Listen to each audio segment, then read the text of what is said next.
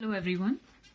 Today I'll actually be showing a pendant which requires to make it into a coil and then turn it. In fact, it was a request by one of the subscribers, and I thought I should make this. So what I have here is a well kneaded ball of clay, and I had just just before this I had just started rolling it a bit like this. So to get started, what you can do is you can just roll it this way in your arm, in your palms, and then start making it into a coil. I had already shown a coil based pendant, I think, and a earring set in my videos earlier. So the technique is the same. Convert this into a coil. It's a pretty thick coil. You may not need so much clay. I just had a big ball of clay, I think, in my hand. So just make it into a coil, and based on how big or thick you want the pendant, stop making the coil at that stage. Now I think I can just make it a little bit more thinner, and I need it a little bit more thinner. Yeah, a little bit more thinner, I think.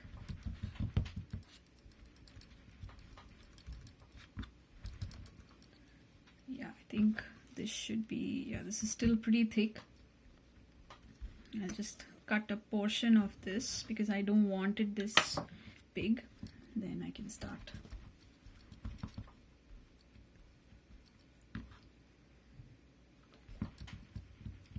The idea is to get a nice even coil. You don't want something which is, because this is again going to be a pendant, and it's going to be in one just one coil that's been turned, that's going to be the pendant.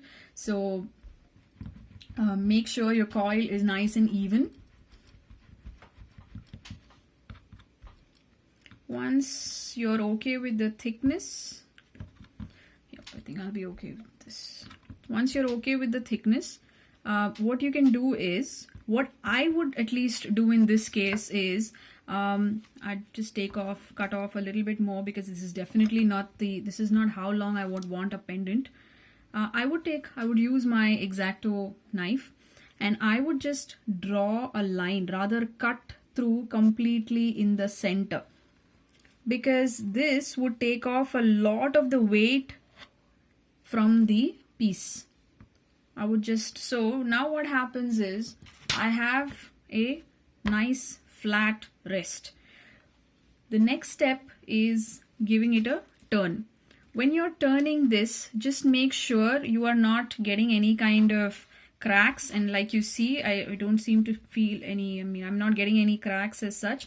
Just make sure you're turning it real nice and gently. Once you're happy with how much it's turned, you can also make use of something like this to rest it on in order to get a nice turn. I think that's also something that you can work on. Don't turn it too much, because you might just end up, what do you say, breaking it into two.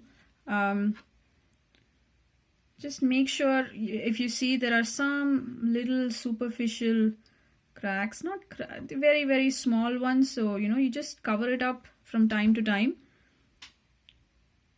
So there you go.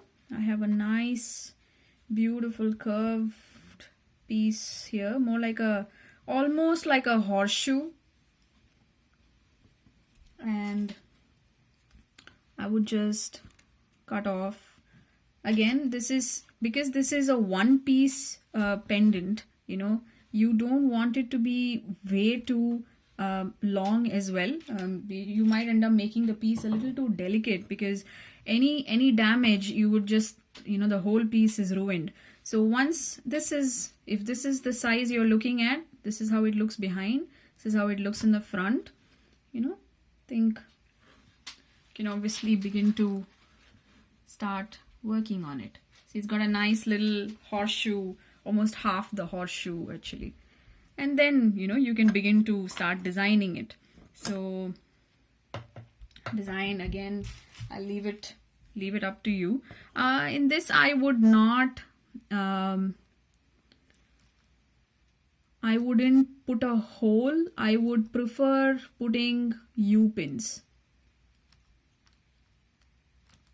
what I've done is I've just drawn lines like that.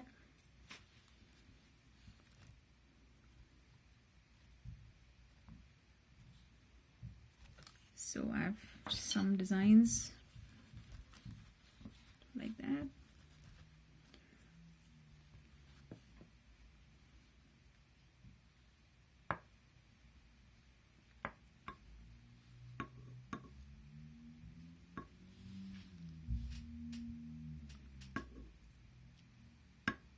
While you're designing, there's a high chance that you just might lose the curvature a little bit, but we'll get back to that, don't worry. And again, I always say designs can be your creative go, so I would just, sorry if my hands are covering, guys, but can't help it really.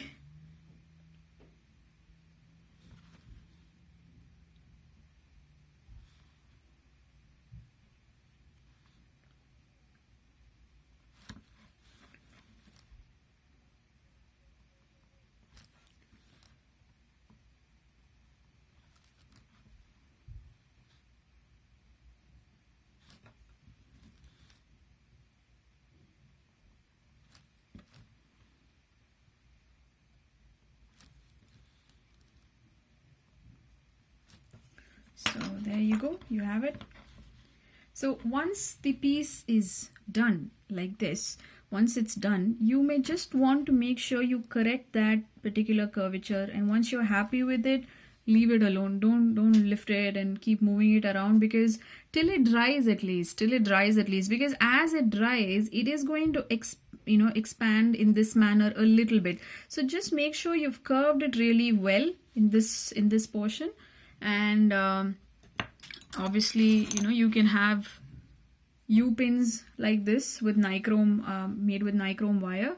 Put it in here on the one, put it on here on either sides, and there you go. You have something like this. It's a really nice, it's a great design. And thank you for for suggesting this. It was it actually slipped my mind. This was asked a couple of days ago, and sorry about the delay. I just didn't. I should have probably done it earlier. But yeah, I think this is what it is. I think this is you can probably cord this on a black cord or on a gear wire using crimp beads, and I think it's a really nice design. A pendant, as a pendant, this is really cool. I really like the style. So yeah, I hope this is useful, and if you like what you see, please subscribe to our YouTube channel and like the video. Thank you so much, guys. Thank you, everyone.